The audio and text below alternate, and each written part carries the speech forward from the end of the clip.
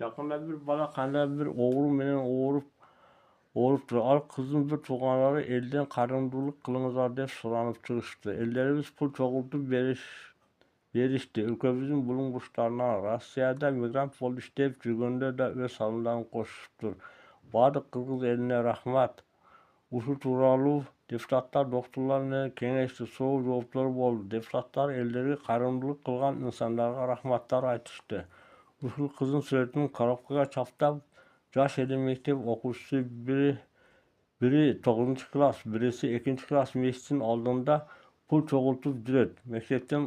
Мектептен окуучуларга мүмкүн эмес, алардын аң сезими бузулат го, оңой жол менен пул тапса болот экен деп.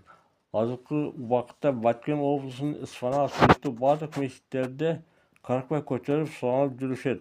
Доолар айтышат, кыргыздар биз доллардан да өтүп кетишти деп сүйлөп жүрүшөт. Келиңиздер туугандар, ушул тилемчилик кылганыңыздарды токтотуңуздар. Базарлар, көчөлөрдө жараткан Алладан сураңыздар. Ахиретти ойлоңуздар. Мунун жообу бар.